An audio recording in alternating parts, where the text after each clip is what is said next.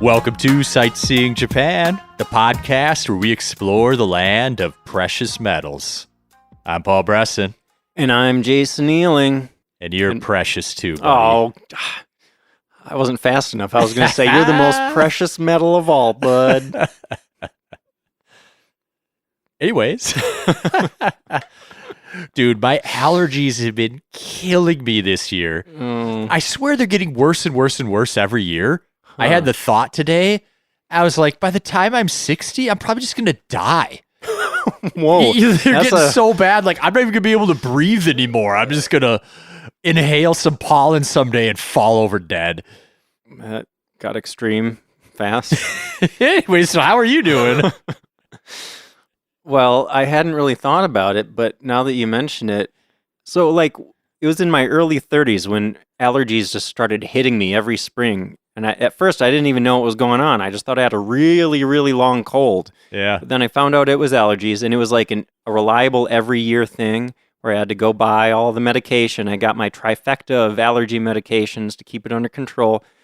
I remember we went to Japan last fall. Mm-hmm. You went before me, and you took that hike, and you desperately texted me like, "Bro, you got to bring me allergy meds. I'm dying." Yeah. That was weird because the first time allergies hit you, though, you're like, "What is this? Yeah, am I sick?" Well, I always thought I was just better than everybody else because I had never experienced allergies, and when people talked about it, I was always like, "You suckers!" Right, like people that have broken bones before. Like, yeah, what? Yeah. Someday I'll break a bone and be like, "No." And drink more milk, people. Jeez. But since that time, when I texted you to bring me allergy meds, I haven't experienced allergies at all. This spring, nothing. Oh, good I for don't know. you. Yeah, I don't. Maybe I'm. You must be avoiding the chemtrails. Yeah, I don't know what's going on. That was a joke, by the way. I think Paul doesn't believe in chemtrails. Maybe couldn't tell. He can't see the truth. He hasn't opened his third eye. Yeah. I haven't seen enough proof yet. Yeah. Other than that, though, I'm doing great, buddy. Good. I'm glad. We're talking about some cool stuff today. I'm excited for this episode. Yeah, this will be good. Coming up with the episode list, we were like, we haven't done a specific attraction for a while. And I think it might have been you that threw out, let's do both of these together. And I immediately knew it was a great idea. One of your many great ideas. Oh, thanks. Well, it seemed like it made sense to group them together. It would feel, if we did one of them without the other, it would feel incomplete. I agree. Should we say it? We say what it is? Yeah, please. We're talking about two of the most famous temples in Kyoto, Kinkakuji, or the Temple of the Golden Pavilion, and Ginkakuji, the Temple of the Silver Pavilion. Kin means gold, Gin means silver. Very similar words, easy to mix them up.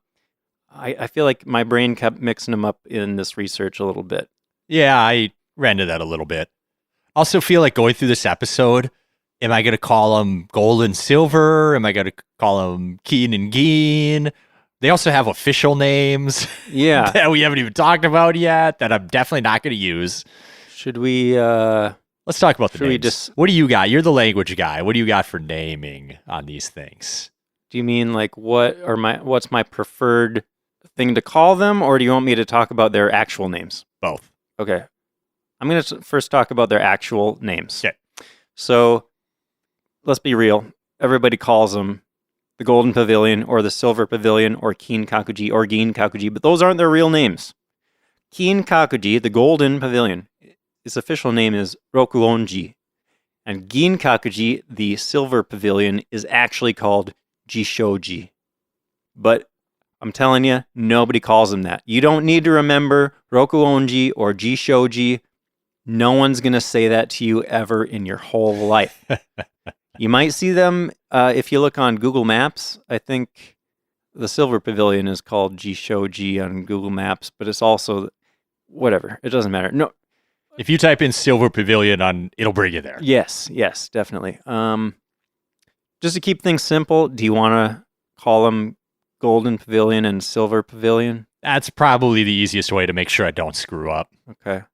I might find myself saying Kinkakuji or Ginkakuji, but when I do, I'll point out that's the silver one or the gold one. How about that? Okay. And where do those official names come from? Well, they're both temples, and I guess I was going to wait until we got to the history section to get, but that works. I mean, we could spoil it. Yeah, let's spoil it. Okay. They're each named after the person that had them turned into a temple, but not the names that they had when they were alive. The temples are named after the names that these guys got after they died, which is common in Buddhism. Like people would get these posthumous Buddhist names, basically. Yeah. There you go. The mystery of the names. Yep. And then we'll never talk about those names again. I'll mention them again in the history section, I think. But after that, you'll never hear them again, ever. Do you want to explain why they're called the Golden Pavilion and the Silver Pavilion? Sure. The Golden Pavilion is called that because it's a golden pavilion. It sits on the edge of a pond, and it's actually covered in gold leaf. It's very impressive. The Silver Pavilion, however, is not silver. It's wood. It's also very beautiful in its own way, in a more natural, understated kind of way. Mm-hmm. But it's not silver. Do we want to spoil that now, too, or? Yeah, I do. It seems to have not been called the Silver Pavilion right away. It's a name that developed as time went on. One theory I've heard for this is that it just arose as a way to differentiate it from the Golden Pavilion. You got your gold, you got your silver, kind of makes sense. The other theory I heard that's a little bit more interesting is that originally the Silver Pavilion was covered in a black lacquer. And it was said that on a moonlit night, the moonlight would reflect off the nearby pond and sand garden and make the building look like it was glowing in a silvery type color. Seems like it would make sense. That sounds really pretty, too. It's Right? not covered in black lacquer now. No, it's not. The other theory I saw, it's really hard to tell which of these theories is most credible. They all sound kind of plausible. But I heard that it actually was supposed to be coated in silver. Like, that was part of the initial plan, but the guy that we're going to talk about that built it ran out of money. And that kind of makes sense because there was a civil war going on at the time, and those tend to be a little expensive. Okay. I saw that in one place, but I couldn't find it in a source that looked more reputable to me, so I didn't want to bring it up. I get it. I think I saw it in a couple places, and one made it sound like a rumor, and one said it like, this is true. Yeah, I didn't even get like the he ran out of money part. I just got it was going to be covered in silver, and it didn't. And I was like, well, I need more details. Yeah. Who knows, Lost to the sands of time. Yeah. But they're all kind of fun, interesting theories, whichever one happens to be true. Either way, it's a great name. Yeah. Makes you want to go there. Makes them memorable. You hear about the golden and silver pavilions in Kyoto. Like, well, I should go there. Yeah.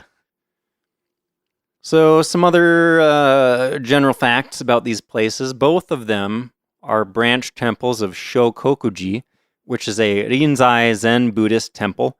Also one of the Kyoto Gozan, the 5 great Zen temples of Kyoto. You might remember we talked about these 5 great Zen temples in our episode about Tofukuji, which is episode 98. That's another one of those 5. They're basically the 5 head temples of this network of temples that the country's rulers used to exert their power. It's like they're using Buddhism and this whole big hierarchy of temples to influence people without making it obvious that they're influencing people, Yeah. Yeah, and that was something new to me. I didn't know that. I didn't know that they were both sub-temples. Yeah, I didn't either.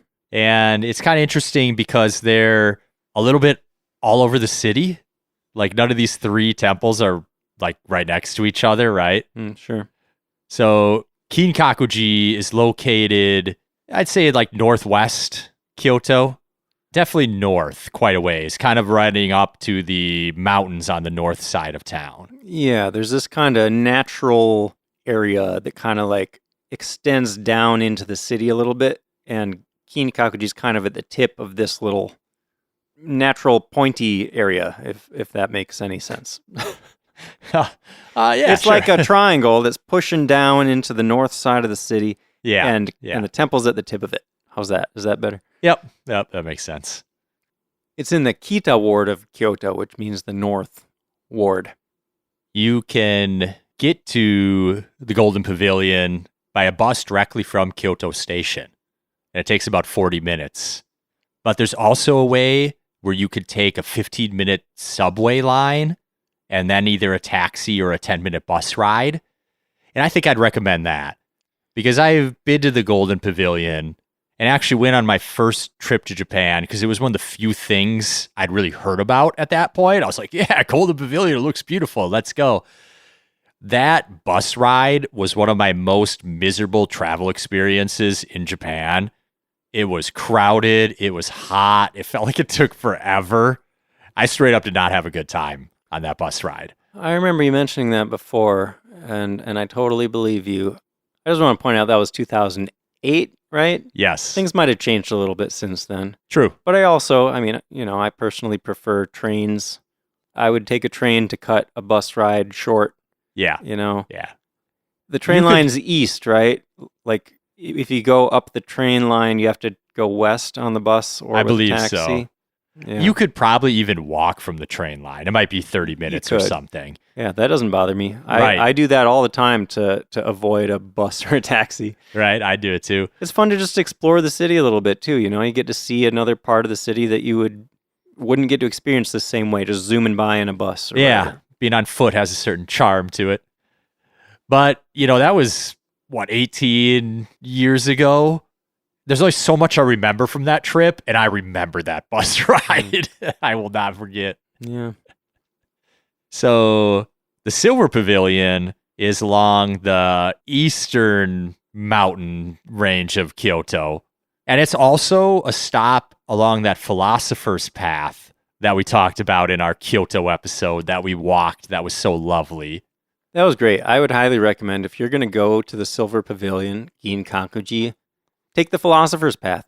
You could either start the path at Ginkakuji and head south towards Nanzenji, or you could start the beginning of the path, if you start on the south side, is near Nanzenji, just north of it, and then it takes you past a bunch of temples, and you're going through like this really nice wooded area, a little canal, lots of trees, and I remember we saw stray cats and like little cafes, and it's just like a really charming area. Yeah. Yeah.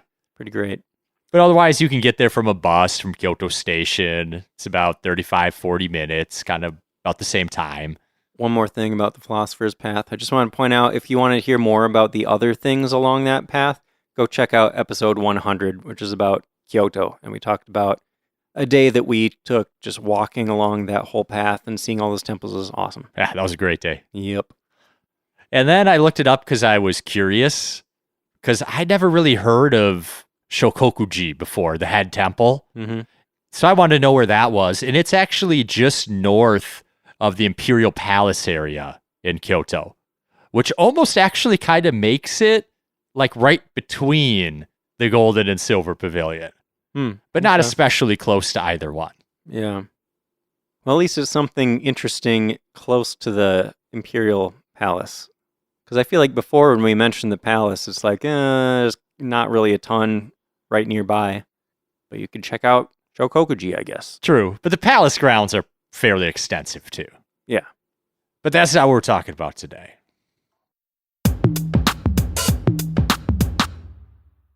So history, Paul. Oh, we got some good history on this one. Yeah, this is pretty interesting stuff. Let's start with Kinkakuji, the Golden Pavilion. That makes sense to me. It came first. It just makes sense chronologically, Yes.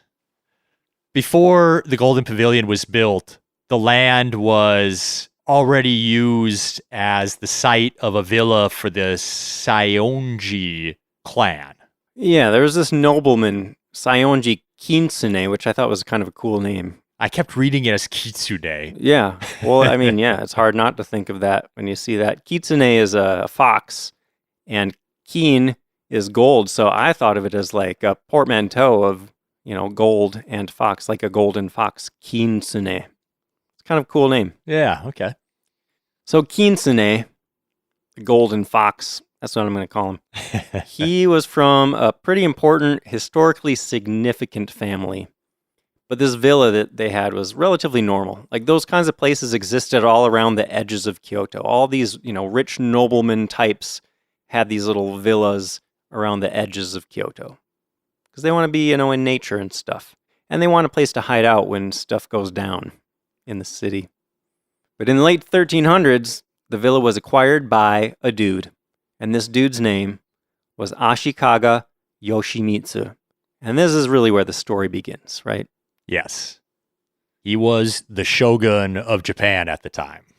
Can we dig into him, just like what kind of a person he was, what he was famous for? Yeah, I've got a bit about him. Okay. If you would so indulge me here. Of course.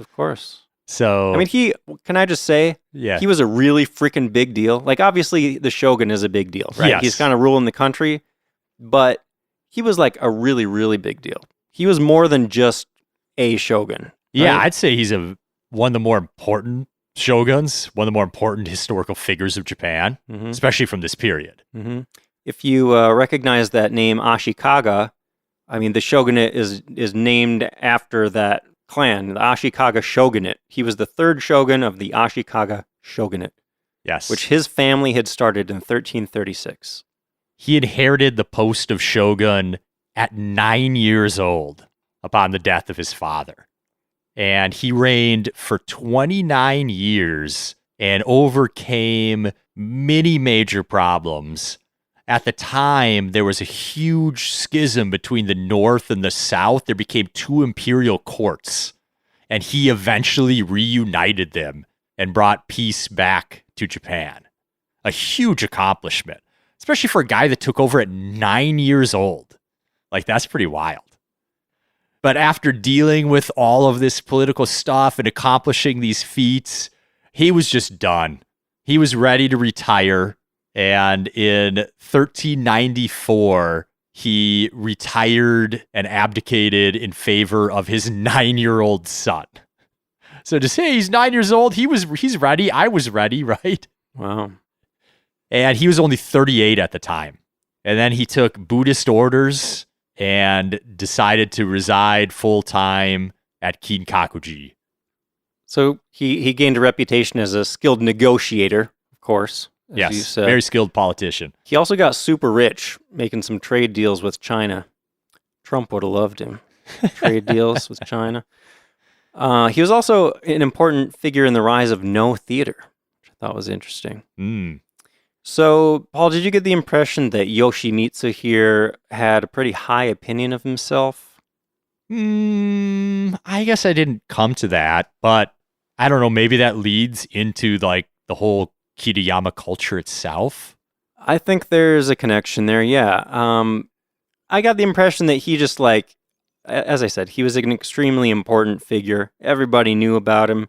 Maybe he let it get to his head a little bit, and he wanted to make sure that everybody else had a high opinion of him, He built the Golden Pavilion. Right. That's where this all culminates. A little ostentatious. Yeah. In his later years, it just seemed like he paid a lot of attention to cementing his legacy in Japanese history, right? Yeah. So he bought the villa from the Saionji family, and apparently, at least one of the reasons he did that was he wanted to symbolically link himself to the powerful Saionji family, because they kind of had a longer history. He's connecting himself to the past, basically. Sure. Also, before he died, he tried to take on the title of Daijo Tenno. Did you read that? No. So, until that point, that title, Daijo Tenno, had only been applied to retired emperors. And Yoshimitsu had not been an emperor. Sure. And then, when he died in 1408, he assumed another name, Rokuonin. So remember, I'm going to say the actual name of this temple again that we said we weren't going to say again. Rokuonji is the official name of the Temple of the Golden Pavilion. After Yoshimitsu died, he named himself Rokuonin. That was his posthumous name. And then he had the villa turned into a temple called Rokuonji. So he's basically saying okay, this temple is for me. This is my temple. Oh, and by the way, it's covered in gold. Yeah. Which no temple has ever been before, apparently, as far as I know. Yeah, or since, as far as I know. That takes some pride to create a temple and then name it after yourself. Sure. right? Sure. Well, he was the shogun. True. But it just shows like, okay, one, he's got the money to cover a pavilion in gold. He's just showing everybody, hey, I'm freaking rich. But two, this gold is also supposed to symbolize purity and immortality. This is kind of his way to attain immortality through this temple. Mm-hmm. And he was also probably pretty heavily influenced by the Chinese aesthetics of the time. And this ties into the culture that you're talking about, right? Yeah, I mentioned the Kitayama culture, Yeah. which the Golden Pavilion became the center of. And it was heavily influenced by Chinese culture because you mentioned all the trade deals he had. Yeah, he had gotten pretty close with China while he was alive. Apparently, actually, so close that at some point they started calling him the King of Japan. Okay. He collected a large number of Chinese cultural artifacts that he kept at the Golden Pavilion. But the Kitayama culture never really went beyond the top aristocrats. I think partly because it was so expensive and ostentatious. It never really filtered down to everyday Japanese society. Yeah, the impression I get is like that the character of the Chinese culture that he was into, that he kind of brought over to Japan, was really into like shiny metals and aristocratic stuff. You know, normal people aren't going to have access to any of that kind of thing. Yeah. So that's the Golden Pavilion. Yep. Now let's talk about another Ashikaga, Yoshimasa. This is Yoshimitsu's grandson. So same shogunate, same family. We're just talking about 2 generations after. And Yoshimasa was the 8th shogun of the shogunate. And you might think, well, wait a minute, there's a grandfather, and then his son, and then his son. Shouldn't he just be 2 shoguns after the first guy? Well, no, because they're, there are siblings and all there's the whole line of succession, right? There were more people involved. I don't have the whole list, but I did see that Yoshimasa's father was famous for his violent temper and nobody liked him. And he didn't last too long on the throne. I got some details on him too. Okay. I thought that was really actually funny to read about. Okay. But, enlighten us, please. okay, so, well, just for context, Yoshimasa, the grandson of Yoshimitsu, who created the Golden Pavilion, he never actually knew his grandfather. They weren't alive at the same time. Yoshimitsu had already been dead almost 30 years by the time Yoshimasa was even born. Okay, so Yoshimasa's dad, the guy in between them, Yoshinori, yeah, I read that he was a super harsh guy, had a violent temper. He was very quick to punish anyone who bothered him in any way.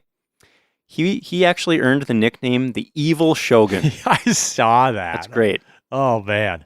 People freaking hated him to the point that he died because he was assassinated by his own general in 1441. Yeah. You got to be a real dick to be murdered by your own general. Right? I don't know. I mean, all sorts of political stuff happens, I guess. I'm sure that happened before. I didn't see the full story, but I thought it was interesting that general didn't seize power. Like, the son took over. Yeah, the general's just like, I don't even want the power. I just really want this guy out of here. Yoshimasa's older brother became the shogun at that point. It's probably not historically accurate. I just like imagining this guy walking around just like being a total a-hole to everyone, and everybody just sitting around like, I can't wait for this guy to die. This one guy's like, I've had enough. Yeah. And then he kills him, and everyone's like, I'm not mad about that. Yeah. Anyways, were you going somewhere there? Did I cut you off? Oh, you're good. Oh, well, I was going to say, so after Yoshimasa's dad died, there was another heir. Oh, wait, you mentioned him, right? His brother. The brother, yeah. Yeah. But then he died just a couple years after taking power because he fell off a horse. Age-old way of kings dying, falling off a It horse. seemed like that happened a lot, right? Yeah. Well, although sometimes it wasn't really clear if Right. maybe they fell off a horse he was onto out a hunting sword. and he fell off a horse. Yeah, exactly. But okay, so then after the brother's dead, Yoshimasa, he was appointed shogun at age 15. Yes, in 1449. Can you imagine? Hey, at least he made it past 9. 15 is a little more reasonable. That's commendable. Yeah. But Yoshimasa was not a great politician and not a great shogun. No, but he did see the rise of what's known as Higashiyama culture. So his grandfather, he was in the north, Kitayama culture, and now Yoshimasa in the east, he's got Higashiyama culture. Oh, I totally missed that somehow. Thank you for pointing that out. Yeah, no problem. It's just North Mountains and East Mountains, basically. Kind of like, it's funny, like you got the Golden Pavilion, the Silver Pavilion, those two things that contrast, and then you got the Northern Mountain culture and the Eastern Mountain culture. It's just same kind of thing there. Yoshimasa was a huge lover of the arts. And under the Higashiyama culture, much of what we know of as traditional Japanese culture today really started forming.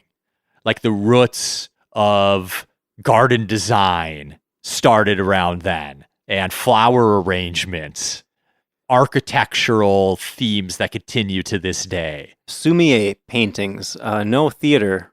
Like his grandfather started, or I don't know, was involved in supporting no theater, but I think Yoshimasa kind of guided it along towards what it is today, I thought this was so interesting because I struggle saying both of their names next to each other. Yoshimitsu was like a good politician and a good shogun, but was like his art didn't really trickle down into Japanese society. And then Yoshimasa was a terrible shogun, but his contributions to art helped shape Japanese society for all people. Yeah. I thought that was kind of an interesting like juxtaposition between the two. It is. It is interesting. Yeah, so this Higashiyama culture, similar to the Kitayama culture, they're both kind of based on these Zen Buddhist ideals, but I think Yoshimasa focused more on things like wabi-sabi, which is like the impermanence of things and the appreciation of imperfection. I get the impression that Yoshimasa with the Golden Pavilion, like you said, it's all ostentatious seem like imperfection there. Right. Yeah. Yoshimasa valued the much more like natural aesthetic, not so ostentatious, and making it more accessible to everyone, I guess. Yeah. That type of art where it's like, it's not about the money that you're spending on this stuff. It's not about trying to be fancier than everybody. It's about appreciating the beauty in everyday things. Yeah. I appreciate that. Just spending money itself isn't artistic. Yeah. Yeah. So while Yoshimasa was focusing on his art stuff, the country fell apart, right? Well, his mom and father-in-law, they were basically the ones that were meddling in politics and taking care of things. And that's part of what contributed to the social unrest and the dissolution of order, basically. Yeah. Farmers started revolting due to high taxes. And Yoshimasa he wasn't well equipped to keep things under control. Yeah. And if that wasn't enough, he basically is kind of directly responsible for starting the Civil War that caused like the 250 years of violence now known as the Warring States period. Like it is kind of his fault. And not just like letting things kind of fall apart slowly. He kind of did one single thing that started this whole disaster. How do you do that? It's hilarious, man. Well, now that we're looking back hundreds of years at this, it's hilarious. But at the time, it was pretty dumb at the time, right? Yeah. Okay, so Yoshimasa didn't have an heir. He was too busy with his art, I guess. So to avoid leaving a power vacuum, like we all know that's bad. If you don't have an heir and then you die or something, that's going to cause a civil war. So he thought, well, I'll just adopt my younger brother as my heir, and then I don't have to worry about making babies. It'll be great. Then I can focus on my flower arranging, and everything will be fine. Then he made a fatal mistake. He made a baby. He did. He did make a baby the very next year. Yeah, like immediately. So then you got these two factions. One thinks, well, the brother is the heir because he said he was the heir because he adopted him. Yeah. And then the other faction is like, well, now he has a legitimate biological baby, and that one's the heir. It seemed like his wife was really pushing, like, no, our baby needs to be the heir. It's always the baby's mama that's like... Right. Which, take it with a grain of salt, because women in history sometimes get written as the scapegoats. Sure. But yeah, so you got two factions supporting two different candidates for shogun. That's how you start a civil war. Right. That war was called the Onin War. And like I said, it started the Sengoku period, during which the Kinkakuji complex that his grandpa had built, remember, was burned down. Everything but the temple itself was burned down. The Onin War was terrible for Kyoto. Almost the whole city got destroyed multiple times. They were digging trenches along roads in the middle of the city and just constant fighting. It was a disaster. Yep. Pretty bad. But, Yoshimasa was retired, hanging out at his silver pavilion. Yeah, doing art I got and a stuff. villa. I got a retirement villa on the edge of the city. I don't need to get involved in that stuff. Oh, and that's another interesting thing that I learned in this research is that when we talk about these retired shoguns and stuff, sometimes that was a political move to save their own skin. Because, they wouldn't just be retired shoguns. They would say, okay, I'm retiring from being shogun, and now I'm a monk. That's why all these, villas turned into temples, right? Yeah. So it's like, you can't kill a Buddhist monk. That's bad juju. And I think depending on each one, a lot of them retired to get themselves out of the daily grind of court life, but they still wielded a lot of power and influence behind the scenes, but they would step in when they wanted to. Yoshimasa, maybe not as much. I don't think he wanted to be involved. Probably not. So even after that, we're in the Warring States period now. People are dying all over, but he's like, I want a pavilion, man. Yep. So he built the Silver Pavilion in 1482 on the site of his brother's old residence, actually. Okay. The one that he adopted. And he specifically modeled his Silver Pavilion after the Golden Pavilion that his grandpa made. And they have a lot of similarities, don't they, Paul? They do. We already said both of them started as retirement villas.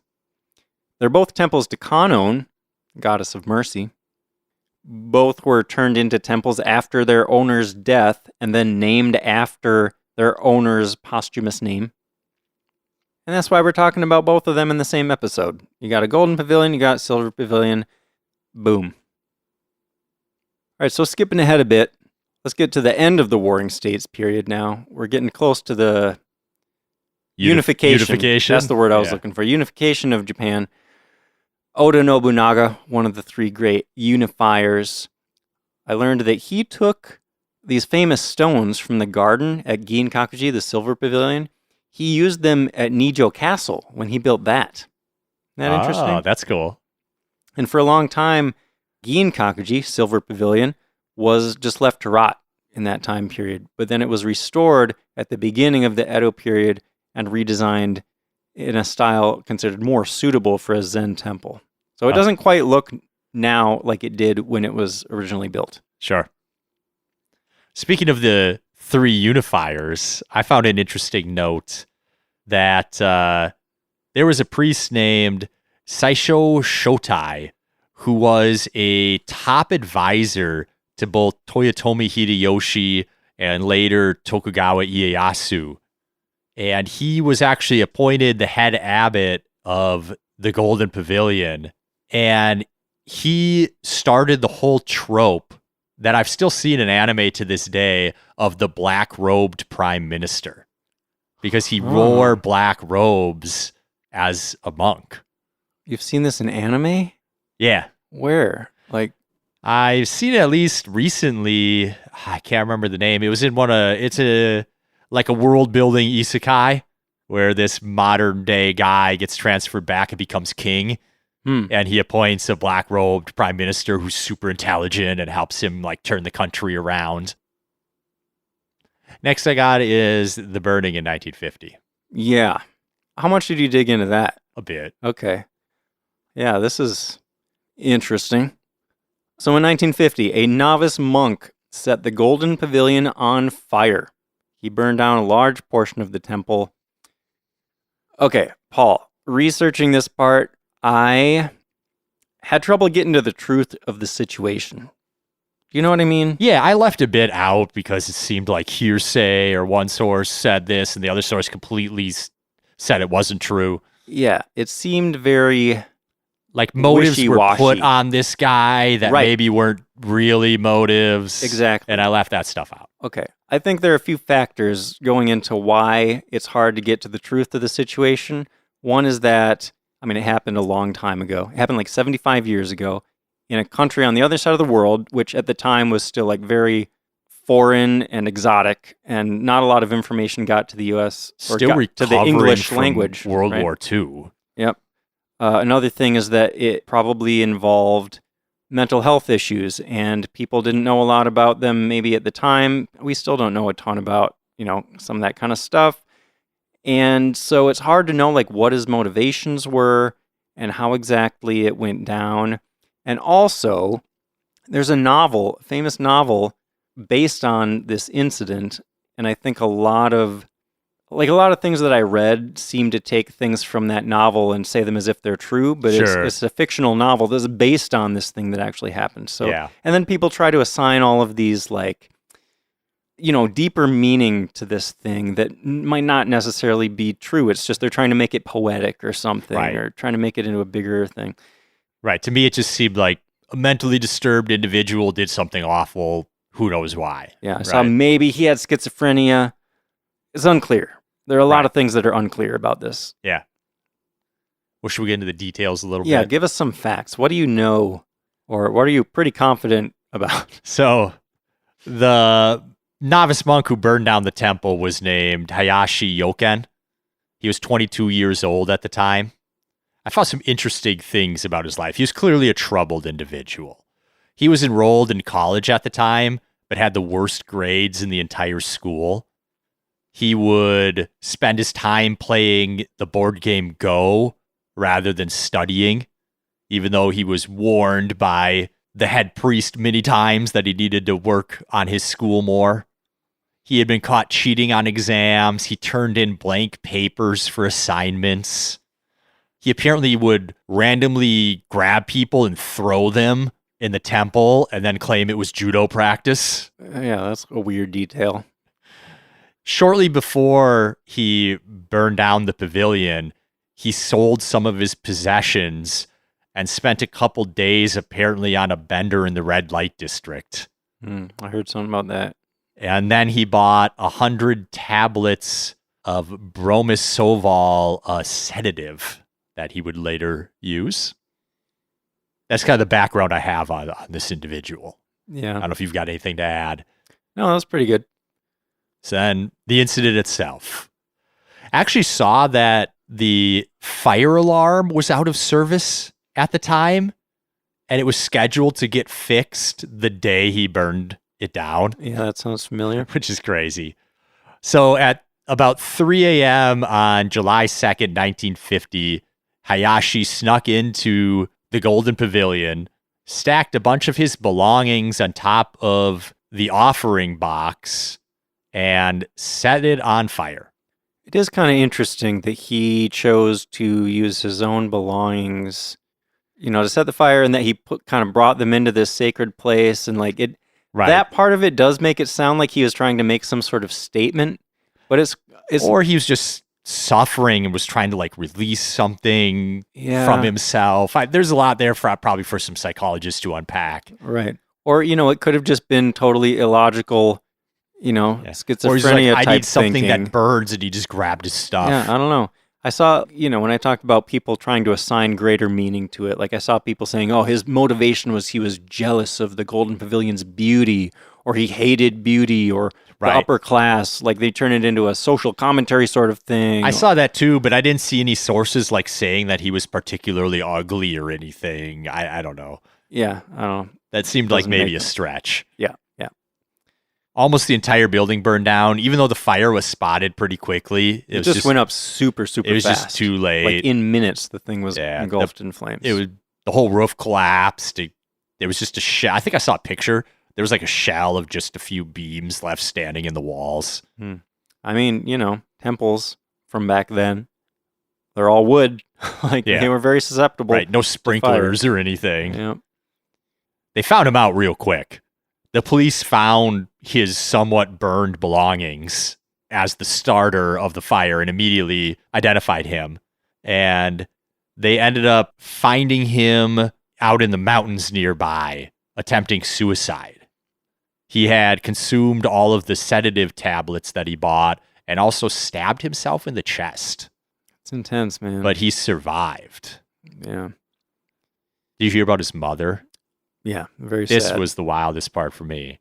So on the day after this, upon hearing about her son doing this, his mother killed herself by jumping into a river from a moving train. I didn't realize it was the very next day. Yeah. It was. Well, he burned it down at like 3 a.m. on July 2nd, and she killed herself on July 3rd. So it was like a day and a half later, maybe. She apparently had said at the police station after learning about what her son did, "My son is a traitor to the nation. Why couldn't he die after doing such an act? How can I pay for such a crime? This crime cannot be compared to any other crimes. If I can die instead of him to pay for his sins, I'll gladly do so." Wow. Yeah. Wow. I mean, I don't think she should have killed herself, but I totally get where, like, your family member, like, burns down this incredibly irreplaceable, beautiful national treasure building. Like, that'd be tough. Yeah, for sure. Especially, like, in the moment, you know? Yeah. Just thinking about, like, everyone in the country is going to hear about this. And, there's the whole traditional idea of, like, the honor of your family and stuff. It's like, our family is done. She didn't want to live with everybody knowing that her son did that. Yeah, just the most intense shame imaginable. Almost. I didn't really find anything about his childhood, but I imagine he was probably giving her problems for a long time. It sounded like he was giving a lot of people problems. Yeah, I don't know. Right. So, I mean, Hayashi did survive his suicide attempt, but he didn't do well after that. He admitted to his crime and was sentenced to 7 years in prison. And he was actually released early for medical reasons and died of tuberculosis in 1956, only 6 years after he burned down the pavilion. The reconstruction of the pavilion was actually finished in 1955, only 5 years later. And a really interesting note on that is that the Golden Pavilion had been modified over the centuries. And when they rebuilt it as close as they could to the original specifications. Okay. What I saw was that they made the gold coating sturdier because it had been like flaking off in the past. They had a bunch of problems with it flaking off because it's so thin, right? Gold leaf. So they actually made the gold leaf 5 times thicker this time. Oh, wow. Yeah. And like I said, I haven't been here, but just looking more closely at the pictures when I was researching this, it's incredible. Like, the gold is stunning. And it covers every single inch.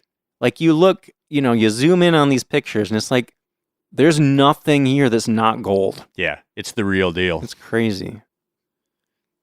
The last note I have is that there was extensive renovations in 1987 and the gold leaf was reapplied again at that point. Okay. I just wanted to mention, I already mentioned that famous novel that was written about this incident. That was by author Yukio Mishima. And there are also multiple film adaptations of that book. So the story really took on a life of its own, captured the imagination. A whole movie about the Golden Pavilion being burned down? Yeah. Wow, okay. I can see how myth is getting intertwined as there's movies and books and all this stuff. Exactly. It becomes less and less clear what the truth of the situation was. Right. In 1994, the Golden Pavilion was designated a World Heritage Site. And then the Silver Pavilion, Ginkakuji, was refurbished in 2008.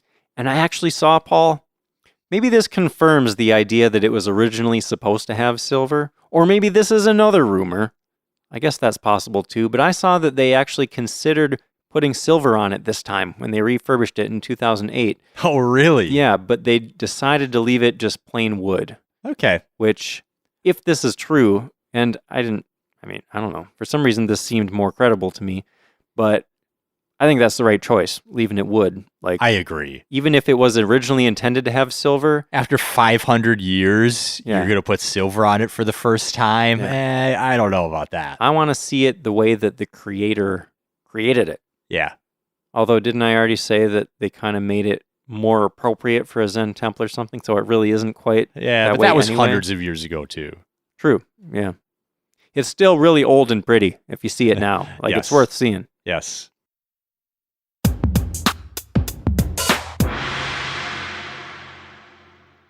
So now let's go visit these places. We'll start with Kinkakuji, the Golden Pavilion. What are you going to see and experience as you visit this temple? Well, I'll tell you, Paul.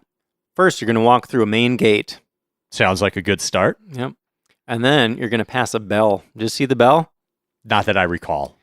There's a bell there that was supposedly commissioned by the Saionji family. It's one of the things that goes, dates back all the way to that family before it became the Golden Pavilion. That's really cool. Yeah. So I think this is maybe a good time to mention that when I visited here, I didn't know anything about this place other than beautiful golden building. Mhm. I hadn't done my research. We've talked about this before, like regretting not knowing the places. Yeah, totally. I literally remember the pavilion and how beautiful it was and the pond. I don't remember anything else about the whole facility because I didn't know what it was. It didn't mean anything to me. Yep. I feel that way about a lot of things that we cover, and it makes me sad, that I didn't fully appreciate it when I was there.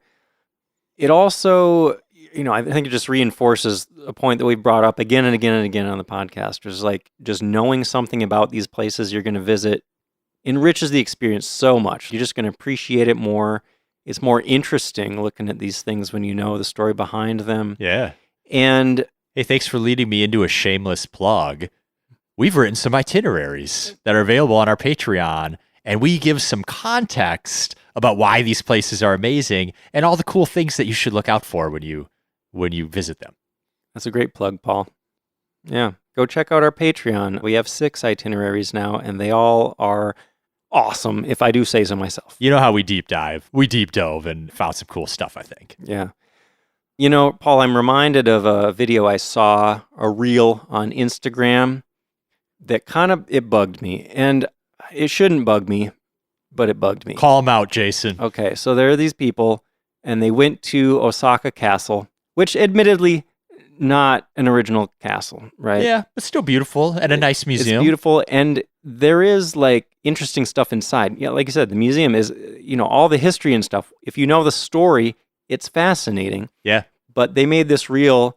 It's one of those things where they're like POV visiting Osaka Castle, and it shows them walking up and looking at it, and they're like, "Okay, we can go," and they just turn around and walk away. It's Oh, no. Oh, you guys, no, that's not how you visit Japan. If you're doing a Japan trip like that, in my opinion, you're doing it all wrong. Yeah.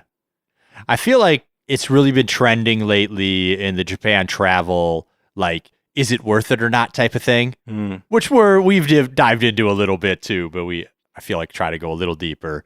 But I feel like, you get a lot of that. I think, should you go here? Is it worth it? As we know, tourism in Japan has exploded the last decade or so, but I bet 90-something% of people that visit approach it like that. They see a thing, they're like, "Oh, that's pretty. I know nothing about it. I know no history or anything. It's pretty. Okay, now let's go somewhere else." Yeah. And it just makes me so sad. Yeah. And I'm not trying to shame those people that approach, a trip that way. Yeah, that's if you just want to see pretty things, I mean, it's kind of how I did my first trip. yeah, same. And I enjoyed it. It was a great experience. Yeah. But there's more out there. It makes me if sad. If you spend the time and energy. Yeah.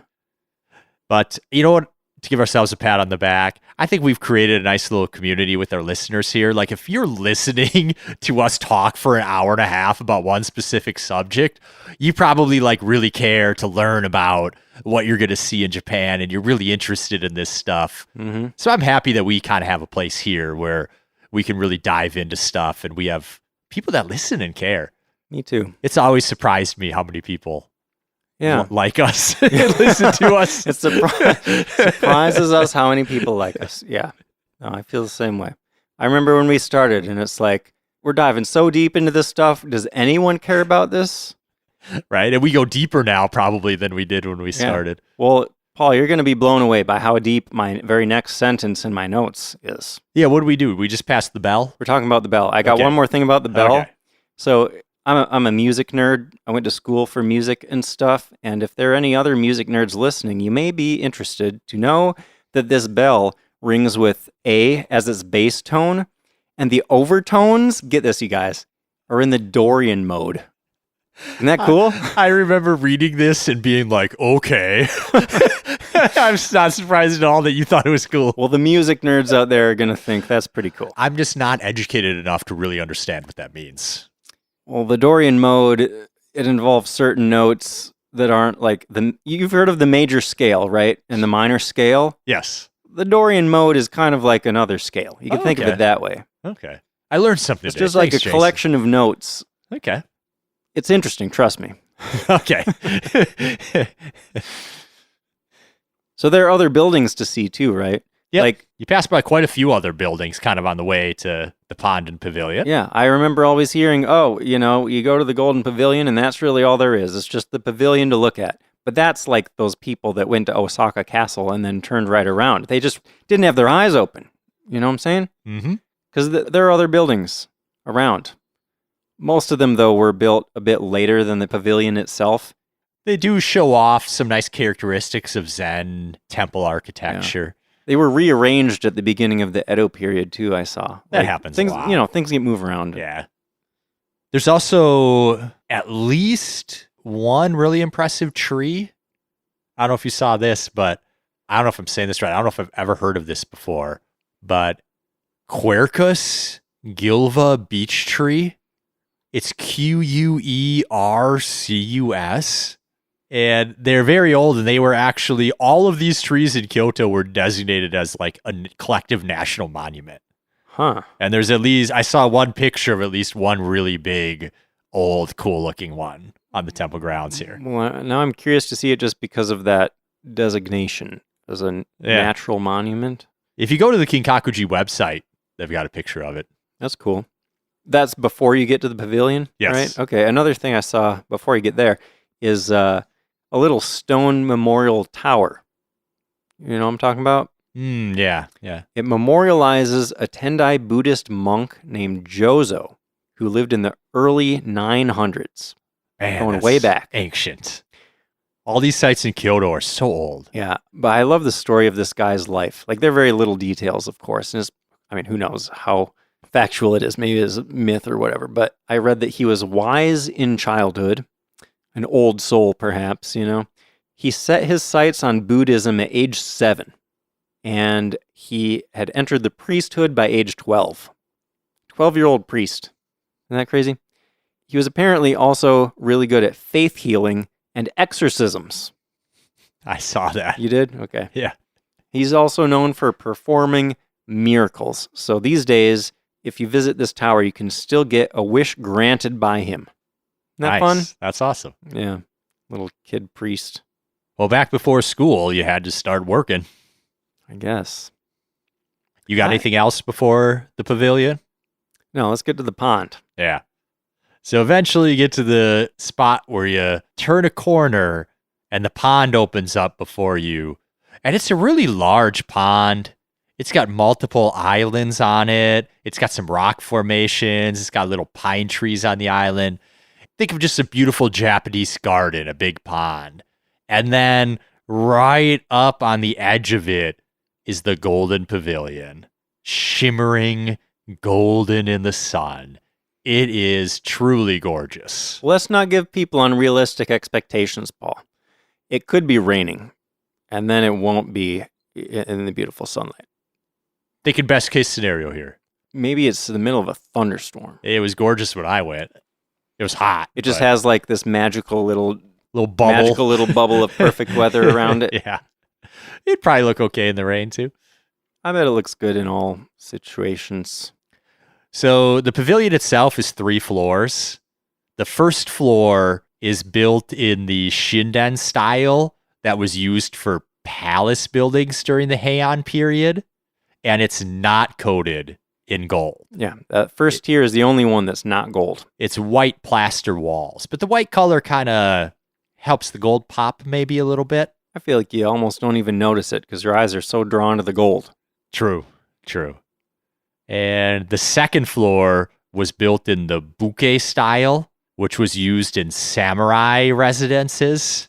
And in the Kamakura period. We're talking about like different architectural styles in different time periods. yeah, which makes the building really unique in that way too. Mm-hmm. And that floor is entirely wrapped on the outside in the gold leaf. Then there is the third floor that was built in the style of a Chinese Zen hall.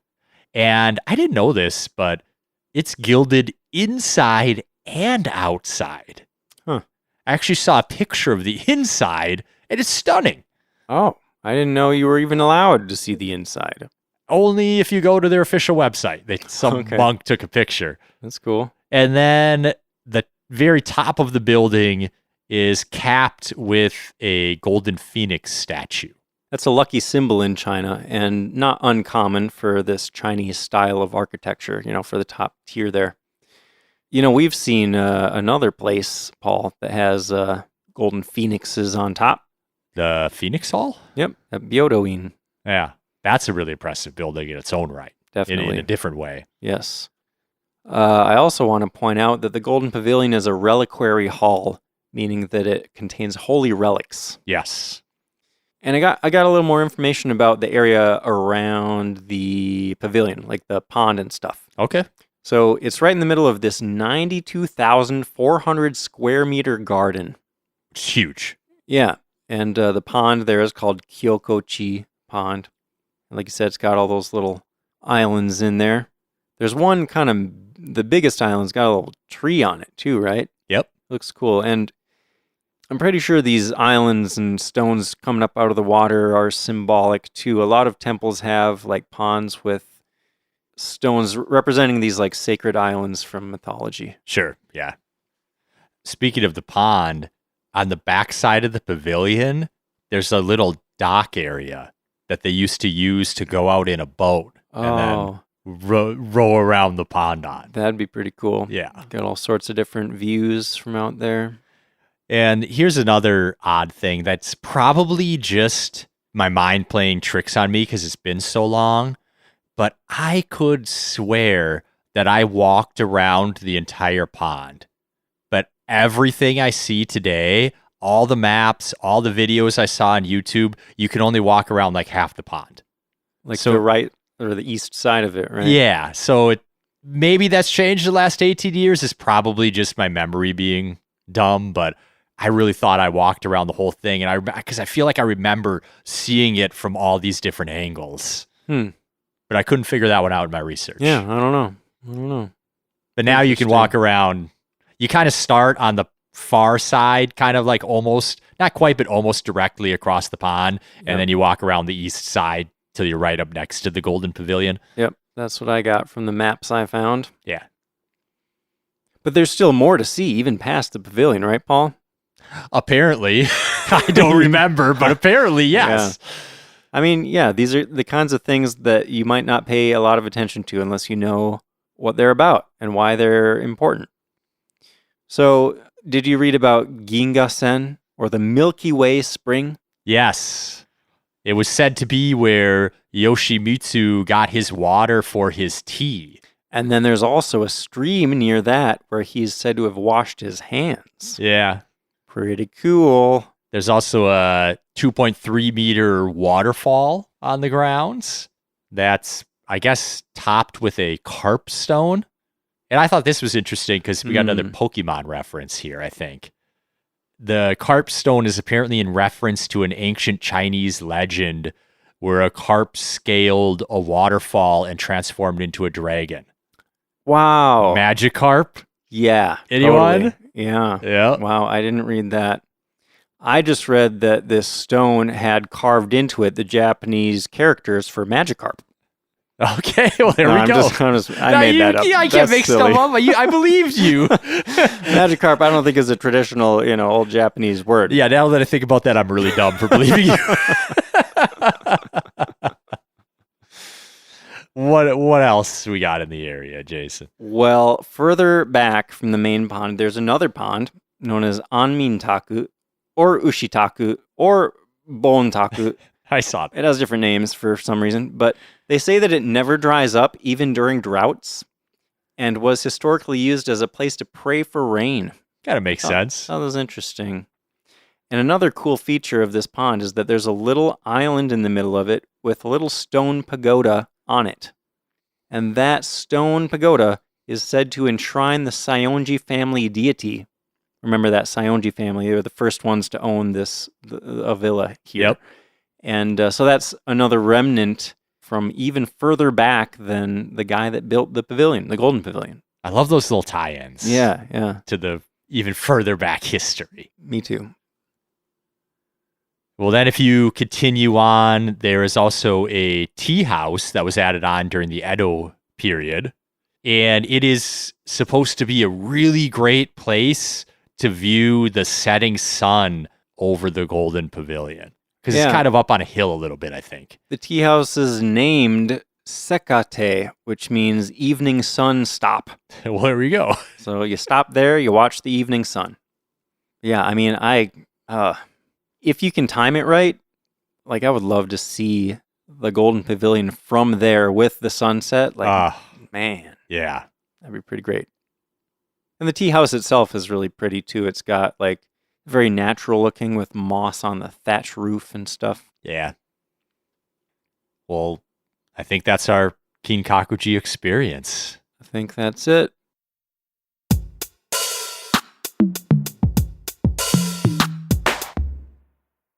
So now we're going to visit Ginkakuji. That's the silver one.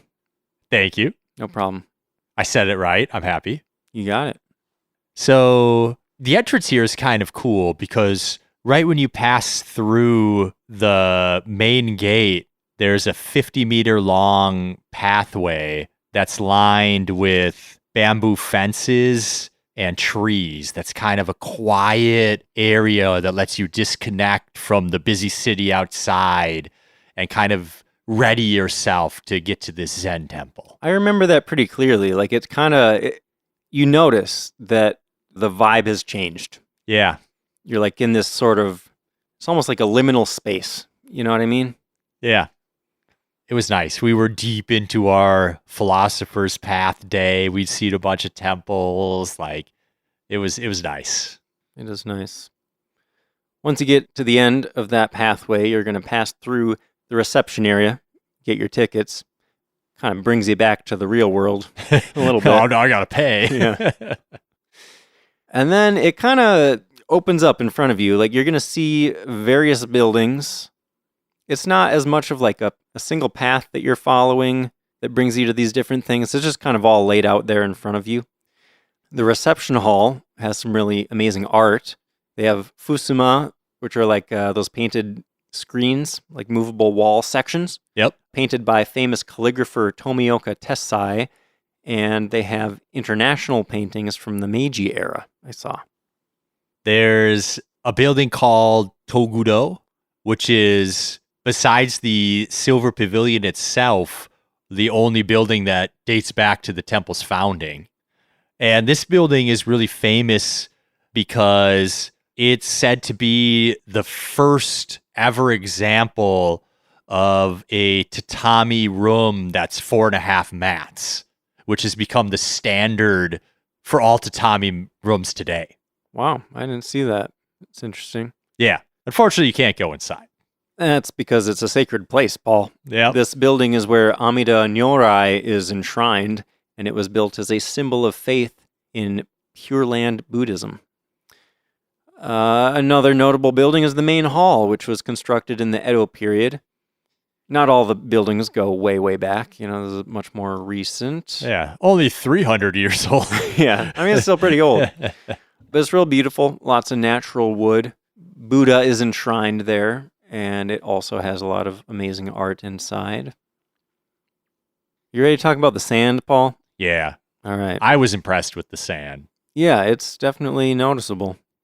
So there's a expansive white sand garden that's known as Ginshadan. or the Sea of Silver? So the Sea of Silver Sand, specifically. Oh, thank you. And there are kind of these stripes in the sand that look kind of like stairs. I think that's the idea behind Okay. it. So the Ginchadan is that kind of flat area. And then there's also this big cone, or it looks like a big cone if you chopped the top of the cone off. Yeah. But it's like 5 feet high? It's big. A big cone of sand. Yeah, it's made of the same sand, the white sand. And that thing is called the Kogetsudai, or moon viewing platform. And I don't know. This is one of those things where it's like there's this kind of story attached to it that doesn't make a whole ton of sense. Yeah. So I heard that the Ginshadan, the stairs kind of thing, the flat part, reflects the moonlight, and then the Kogetsudai, the cone with the top chopped off, is supposed to look like it's holding the moon. And I think I even remember reading that when we were there, that, the moon sits on top of this thing. But then you look at it and you're like, that makes no sense. Like, how could the moon, like, what position would I even need to be in for the moon to look like it was sitting on top of this thing? I need to be, like, laying on the ground, looking up at it or something. Yeah, I don't know. But we weren't there at night either, so. True, but, like, I don't know. Also, the entire sand garden slants slightly towards the Silver Pavilion. Because I think I mentioned one of the theories about the Silver Pavilion is the moonlight reflecting off. So it's kind of like it is slightly angled towards the pavilion to give a tiny bit of credence to that theory. Okay. Another thing I saw about the cone, it might be modeled after Mount Fuji. I feel like I remember hearing that when we were there. And it kind of makes sense because there are a lot of other places around Japan where there's like a little mountain kind of in the shape of Mount Fuji that looks very similar to this thing. Yeah. You know what I'm talking about, like a man-made mountain or just a pile of stones or something. Like, yeah. All around the country, there are these places where they're like, oh, this is a mini Mount Fuji that we made. Oh, Fuji's very sacred. Yeah. So that's... Yeah. So there's also an extensive garden area. Yeah.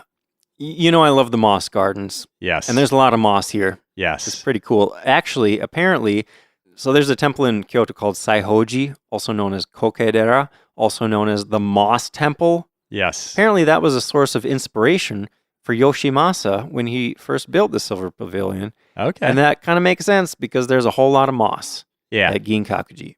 Yeah, there's some ponds, some bridges, a little stream, kind of, your Japanese garden stuff. I saw this is the only surviving garden whose design was overseen by Yoshimasa himself. Okay, that's cool. Yep. The path through the garden eventually climbs up a hill behind or away from everything that kind of gives you an overlook of the entire temple grounds and even a bit of the city itself as well. Yeah. Which I don't remember. I don't know if we made it that far or not. We might not have gone up that path. I think I'd been there before you and I went. Oh, okay. I think I might have gone up there the first time. Okay. Yeah. I could just be forgetting too. Well, so as we wind our way back down, we're going to pass right past the Silver Pavilion itself. Which is also on the edge of a little pond, kind of like Kinkakuji, but the pond is much smaller. Yeah. But still beautiful. Very pretty, yeah. So the walls of the pavilion are a natural wood color, not silver. There's white paper on the sliding screens. It's very pretty. Like, I just like the way that it kind of harmonizes with the pond, and like I remember flowers and stuff lining the pond. It's just a very like it unlike Kinkakuji, which really stands out, like it really grabs your attention. Ginkakuji harmonizes with nature much more, I think, which makes a lot of sense with that Higashiyama culture that we talked about. I think that's a great way to put it. It kind of fits in with everything. It doesn't just stand out like all on its own. Yeah. Yeah. It's also topped with a phoenix that I saw was bronze, but I think it's painted silver from what I saw in the pictures. I didn't realize that. I don't know how I missed that. You're welcome. Another similarity between the two. They are connected in a lot of ways. Yeah, for sure. Yeah. I mentioned that Ginkakuji is also a temple to Kannon, like the other. The building is formally named the Kannon Den, actually. And Yoshimasa named the first floor the Shinkuden, which means empty mind hall, And then the second floor is the Chonkaku, the Wave Sound Pavilion, which are really cool names, I think. Yeah. Sounds a little bit like hippy-dippy new wave kind of things. Yeah. Yeah. Well, to completely derail here, you were showing me on the TV earlier when you played the music. Yeah. What's that called? It was a visualizer kind of thing called Electric Sheep. Yeah. But when you were showing that, it almost looked like some Buddhist art to me. And it got me thinking, Buddhist art does kind of pass over into the trippy type stuff sometimes. Hadn't really thought of that. What kind of Buddhist art are you thinking of specifically, if I may ask? I mean, I couldn't give you any names or anything, but... Can you describe? A lot of colors and shapes. Maybe off the top of my head, the Tibetan, I think, Buddhists that make, the sand things, and it's all colors and shapes intertwining and stuff. I see. Yes. That's kind of what I was talking about. Lots of patterns and kind of... I mean, the thing that you're talking about that I was showing on the TV, lots of fractal-based stuff. Yeah. Patterns and repeating things at different sizes and whatever. Yep. Yeah, I see what you're saying. I'm done. That's all I got. Okay. Last thing I have is be sure to check out the gift shop on the way out.